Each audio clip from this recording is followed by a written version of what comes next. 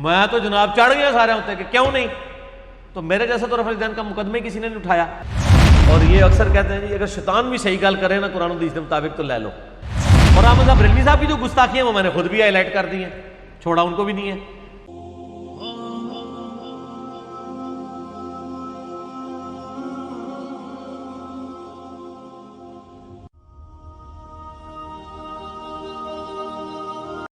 سوال ہے جی کہ آپ اکثر معاملات میں اہل حدیث کو کیوں سپورٹ کرتے ہیں جبکہ دوسری طرف آپ کہتے ہیں کہ نہ میں وہابی نہ میں بابی، میں نیوٹرل ہوں. 90% چیزوں میں آپ اہل حدیث ہو جاتے ہیں. میں اہل حدیث نہیں ہوتا، اہل حدیث میں ہو جاتے ہیں. مسئلہ یہ ہے کہ اگر میں کہتا ہوں رکوع میں جاتے وقت، رکوع سے اٹھتے وقت رفع الیدین کرنا چاہیے، جتنا میں نے اس مقدمے کو دنیا میں اٹھایا اتنا تو اہل حدیث نے بھی نہیں اٹھایا. اہل حدیث کے انڈیا پاکستان کے پرانے بزرگ دیکھیں، بڑے دبے الفاظ میں لکھتے ہیں کہ جی کرنا چاہیے، بہتر ہے، اگر کوئی نہیں کرتا ہم کچھ نہیں کہتے. میں تو جناب چڑھ گیا سارے ہوتے کہ کیوں نہیں، تو میرے جیسا تو رفع الیدین کا مقدمے کسی نے نہیں اٹھایا. اب اگر اہل حدیث رفع الیدین کرتے ہیں تو یہ کہنا کہ میں اہل حدیث کا سپوکس مین ہوں بالکل غلط ہے.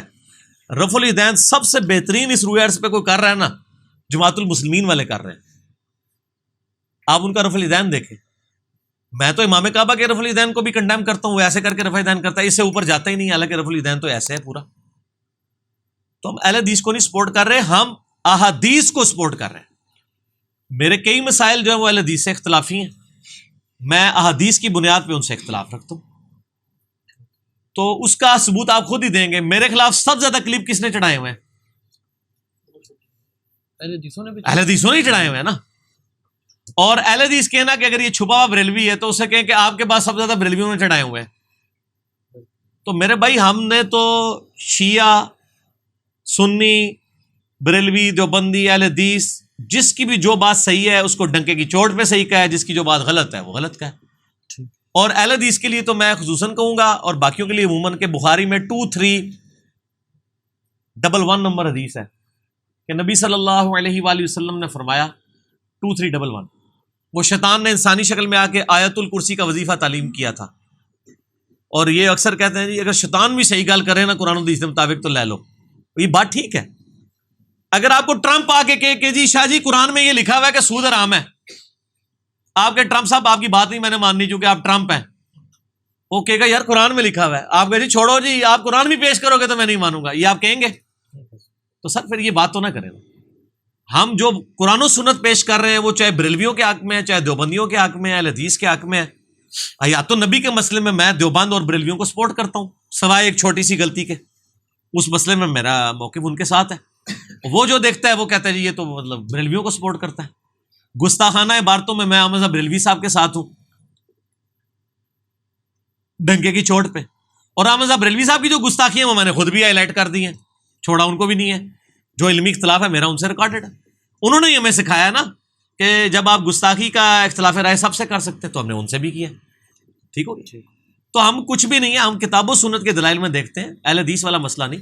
بل یہ بات ہے، میں آج دوبارہ کر دیتا ہوں، مجھے کوئی یار نہیں ہے، میں اس روئے عرض پہ جتنے بھی مکاتب فکر ہیں مسلمانوں کے، ان میں سب سے بہتر اور قرآن و سنت کے قریب اہل حدیث کو مانتا ہوں. اہل حدیث کی فکر کو، اہل حدیث کے منہج کو، فرقہ اہل حدیث یا علماء اہل حدیث کو نہیں.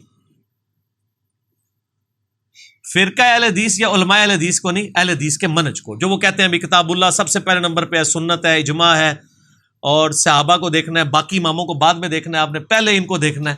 یہ بالکل ٹھیک باتیں ان کی ٹھیک ہے. جس طرح میں روئے عرض پہ مسلمان گناہ گار سے گناہ گار بھی ہو، میں اس کو زیادہ بہتر سمجھتا ہوں ایک ہندو، عیسائی اور سکھ سے. یہ ریزیمبلنس کے بغیر میں بات کر رہا ہوں. بات سمجھانے کے لیے اس لیول پہ ایگزامپل دینا ضروری ہوتا ہے. آپ کو اگر وہ کہ جی ٹرمپ بہتر ہے یا حسینہ ڈاکو، تسی پوچھو گے کلمہ کنے پڑھا ہے، وہ کہے گا حسینہ ڈاکو نے، تو کہ پھر وہ بہتر ہے ٹرمپ نانو، کیونکہ ایک کلمے کا تو بینیفٹ آپ دیں گے نا. تو جس طرح مسلمانوں کو کافروں سے بد عمالیوں کے باوجود بہتر سمجھ رہے ہوتے ہیں ان کے کلمے کے بینیفٹ پہ، اس طرح اہل حدیث کے منہج کے بینیفٹ پہ ہم ان کو باقیوں سے بہتر سمجھتے ہیں. کم از کم ان کو سلیبس کلیئر ہے.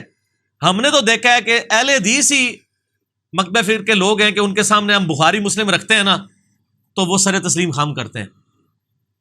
باقیوں کو تو بڑے طریقے سے گھیر گھار کے بات سمجھانی پڑتی ہے. اہل حدیث کا یہ ہے کم از کم وہ بات مانے نا خاموشی ضرور اختیار کر لیتے ہیں.